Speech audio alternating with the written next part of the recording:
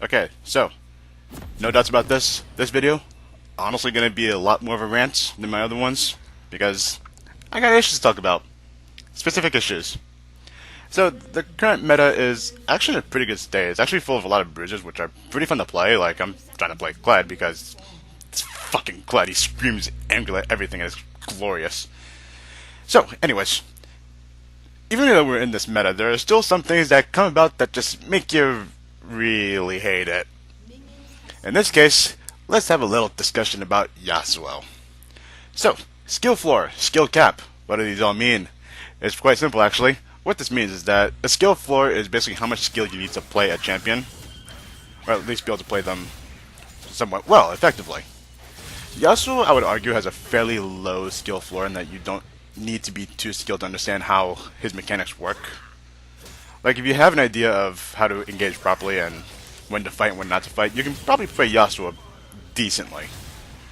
He does, however, have a very high skill ceiling in that a lot of what he does is really based on mostly player experience, and having a lot of experience with playing Yasuo is a huge benefit.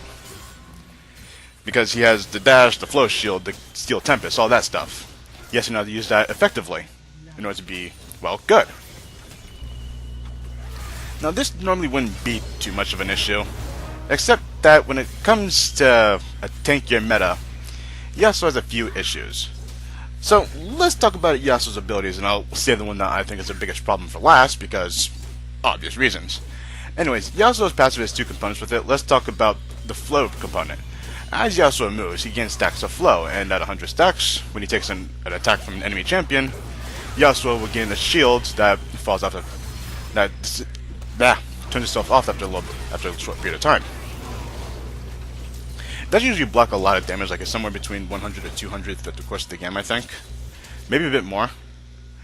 But in any case, it lasts for roughly 2 to 3 seconds, and it's pretty useful for mitigating some damage when you go for your engages. You know, have the shield up, go for engage, and use the shield to mitigate any incoming damage. It's a good trick, usually useful, and promotes a lot of skill, which is what we're talking about here. Second is Q, Steel Tempest, short-range skill shot that has a fairly low cooldown, and the way you use it is you tend to try and weave it between as many auto attacks as possible. This way you get as much damage as possible, and in general you should be able to get the knockup as guaranteed as possible. A lot of people like to give a lot of shit for the wind wall, but I don't think it's that bad of an ability, his W. Simply put, it gives Yasuo a way to play against ranged champions, which if he didn't have this, it would probably honestly leave him completely useless. He also has to be so close to the minion wave in order to be able to do literally anything, with no long-range skills except for his third Q, that it can be a little bit tricky for him to fight, and the wind wall gives him something to use in order to allow him to, well, be able to play the game. By being able to block off damage from enemy ranged champions, this gives him some room to play in the mid lane, and sometimes in the top lane when you see mages up in top lane. His dash, which people again give a lot of shit for, but is really reliant on enemies around you, where you need to have minions around you or else you really can't move, is also a really good mechanic in that it allows him to choose when to engage, but at the same time, if he makes a poor engage, he doesn't have any way out. So, keeping that in mind, a lot of the stuff that Yasuo has is actually pretty good. And this is a sad death. I am a sad boy. I'm a bad boy as well, because that was really bad. And Yasuo's ultimate is, again, a good ability that has a good attachment to it with the bonus armor penetration on crit. Hold on to that thought, because we're going to come back to that later. However, it does rely on him having a knockup, which is why he has the tornado knockup on the third Q, and why you tend to have him on teams that have such champions like Orianna or the like. Also, a big shout out to Psycho there, who helps me a lot with this lane. It was pretty difficult, mostly because of the fact that I tend to choose a lot of poor engagements. And also I was starting off getting Black Cleaver, and I go for a bit of an odd second item, which I probably shouldn't have done. But whatever, we're talking about something different. So, there is a massive inherent problem with Yasuo's kit. The second part of his passive, I believe, presents one of the most problematic abilities that exists in League of Legends. Like, I'm not even exaggerating on all of that. I think that this is probably one of the worst designed thing that any champion could ever have.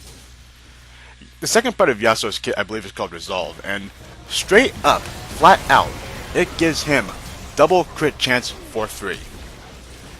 Any crit he builds gets doubled. This, I believe, is terrible design because of one simple reason. Rather than making Yasuo skill based, it instead makes him stat checky, where if he has more crit than you, chances are he's going to win the fight against you. And I hit so many minions there that I should have been hitting Caitlyn, and that makes me real upset watching that. So because of this, items like Brawler's Glove, which if I remember correctly, they changed this way it gives 15% crit on a unique passive, will instead give Yasuo 30% crit. Basically, he gets double the gold value from crit items because this was the design that Riot had to go with for him. So why is this relevant to the current meta? Why does any of this about Yasuo's kit matter? The current meta revolves around bruisers, somewhat tanky fighters who kind of go in and deal as much damage to everything as possible. These are champions like Jax, Irelia. I think Renekton is considered among bruisers. Gladiator is considered a bruiser because he hits like a fucking truck. And generally, all these champions tend to build usually about 2 damage items, or all the items they tend to build give health and damage, like Sterix Gauge, Titanic Hydra, the like. And normally Yasuo's a skirmisher, where he builds much more damage than he does tank at all.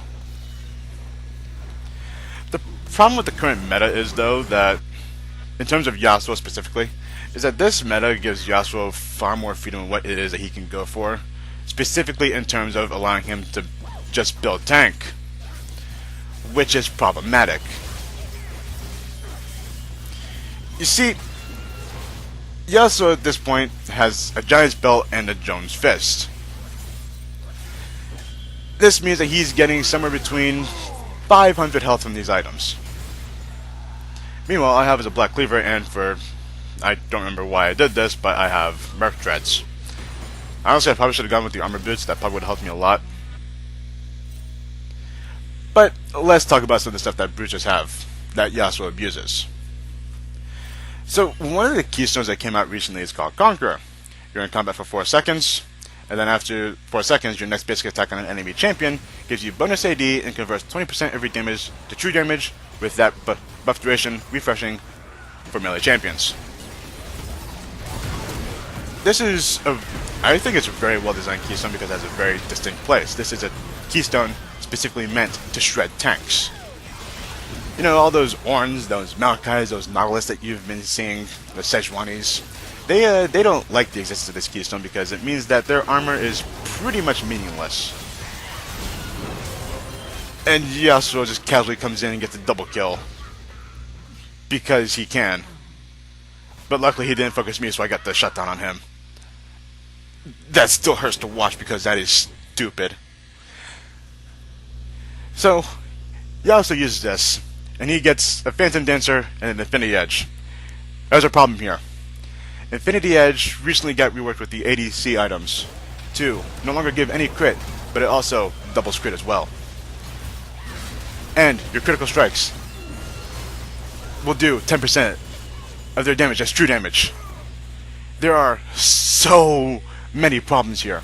As you can see, Yasuo currently has a Frozen Mallet. He has basically negated almost every single one of his weaknesses, and it is terrifying. What does this mean for this game? This means, unfortunately, that in order to deal with this team, we have to dedicate so many of our resources to killing the tanks, and there are so many. Swain is tanky, Mundo is like the tank, Blitzcrank is tanky, and Yasuo should not be tanky, but anyways, he is. And I don't know why this is allowed to happen. And it drives me up a wall. So this is my rant here. This is the issue I have at League right now. Yasuo has just become decently strong because of the changes to items that allows him to, again, go tank. The last time we had a champion who was supposed to be a damage dealer but went tank was, I believe, Echo. And Riot went to a lot of effort to nerf tank Echo into the ground while buffing AP Echo. Any of you remember that? Any of you guys remember that, where an Echo would build no AP, and yet he still do your life because he could? Also, this is probably the issue I'm talking about. Yasuo comes in, goes in for a bit of a 3v1, and just casually almost wins. And he's still kinda... Does he get... No, he doesn't get away. The tower got him, luckily. But it's just so stupid. Like, someone at Riot looked at what Yasuo could do. They even said, I think, when they were doing the work on Infinity Edge, that Yasuo abusing it was a thing that they were considering, but they didn't think it was a problem. I like to disagree on that point and say that it actually is a bit of a problem. Because he just has the freedom to just go through and build. Let's see what he has. Iceborne Gauntlet. No, not Iceborne Gauntlet. Frozen Mallet. Phantom Dancer. Looks like he's building a Triforce next. I don't know why he built a Triforce. I think he's just trying to build other Bruiser items, because I'm pretty sure later in the game he ends up with a Sterix Gauge. And that's an annoying item. And it's such a massive issue. So at this point, I'm just going to let the rest of the footage speak for itself, and I'm just going to keep myself quiet until then.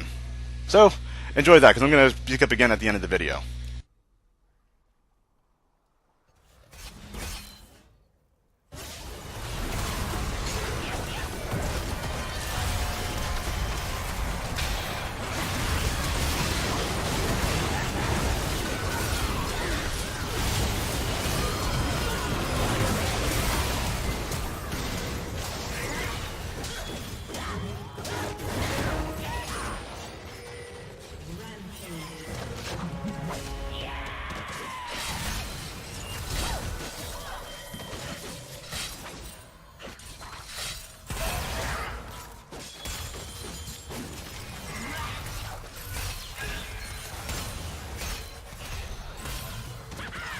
Shall transcend.